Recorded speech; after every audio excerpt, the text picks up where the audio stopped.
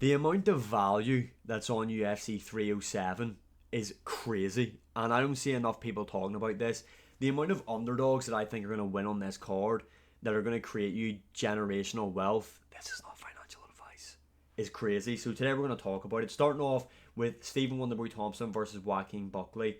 Stephen Wonderboy Thompson is currently coming in on a plus 162 underdog. Joaquin Buckley is currently a minus 188 favourite. Now, Wonderboy is currently ranked number 9, I believe, and Joaquin Buckley is currently ranked number 11 in the welterweight division. So in his last 5 fights, Stephen Wonderboy Thompson has currently got 2 wins, 3 losses. He hasn't fought since December 16th, 2023, which is where he lost to Shavkat Rakhmonov. So it has been quite some time since Stephen Wonderboy Thompson has been in there and has fought, where if you go over to Joaquin Buckley, let me get his stats up here quickly. Yeah, so in his last 5 fights, he's won 4, lost 1. That loss coming to Chris Curtis. Now, his last fight was against Ruziboev, and that was on May the 11th, 2024, where he won that fight by decision.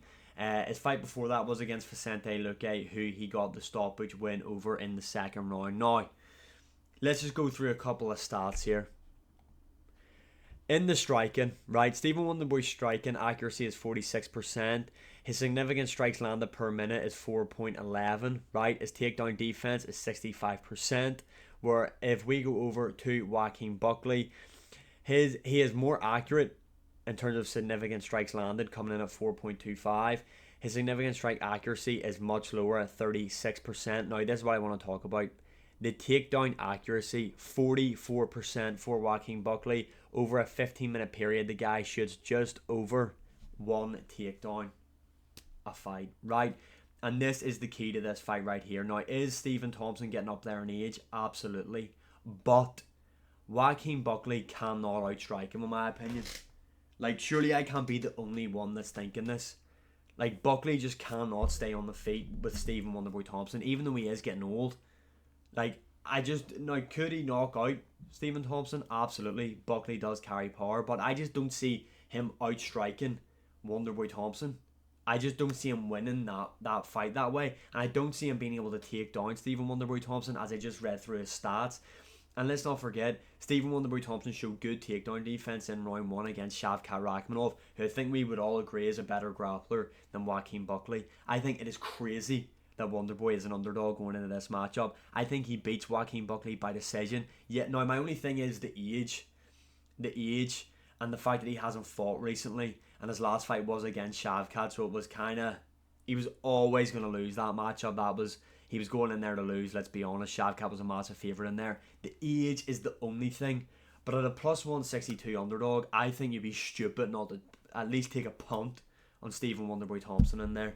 Next fight we're going to talk about. Now, this one right here is a bit scary, okay? So you're going to have to hear me out with this one. Roman Dolidze currently sitting at an underdog against Kevin Holland. Let me just get the underdog odds up here for you. Roman Dolidze is currently a plus 130 underdog. Kevin Holland is a minus 160 favourite. Roman Dolidze is currently number 10 ranked in the middleweight division. Kevin Holland's currently ranked number 15. Not that that really matters anyway, right? But let's go over some of Roman Dolidze's stats, right? Significant strikes landed per minute, 3.13. His striking accuracy is 42%. His takedown accuracy is 40%, and his takedown average over a 15-minute fight span is just over 1. Now, that there is concerning, right? Oh, in his last 5 fights, he beat Phil Hawes by KO. He stopped Jack Hermanson. He did lose to Marvin Vettori, which was a close fight. He did lose to Imavov, and he beat Anthony Smith on short notice up a weight class, where we move over to Kevin Holland, right? He beat Michael Olasechuk by armbar. That was brutal way back in June. He then lost the MVP. He then lost to JDM. He then beat Michael Chiesa, but again, it's Michael Chiesa.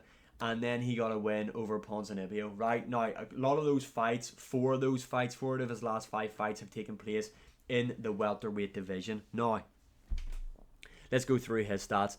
Significant strikes landed per minute, 4.25. His striking accuracy is 49%.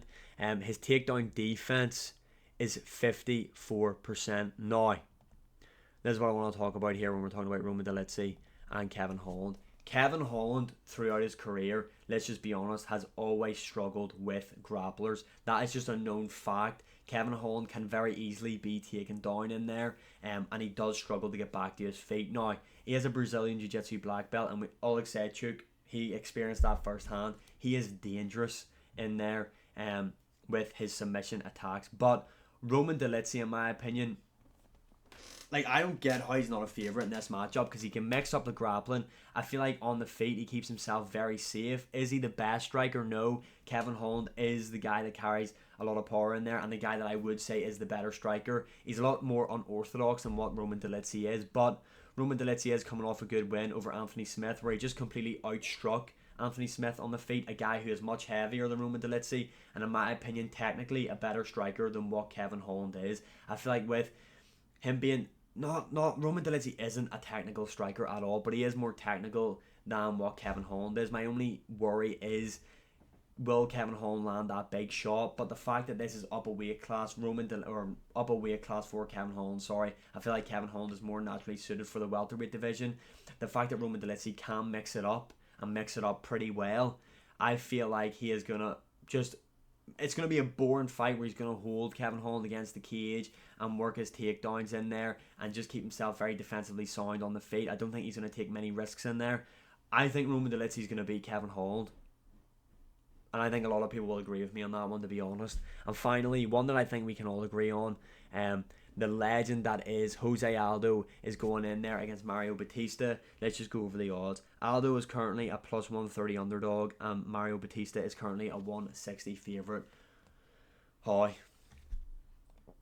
Let's just go over Mario Batista. In his last 5 fights, let me get his thing up. He's won in his last 6 fights. Sorry, he's on a 6-fight win streak currently in the UFC. His best win is probably Ricky Simone. Where if you go over to Jose Aldo, he has just made his comeback. He did make his comeback against Jonathan Martinez way back at UFC 301, and he looked like he hadn't missed a step in that fight. Going over some stats.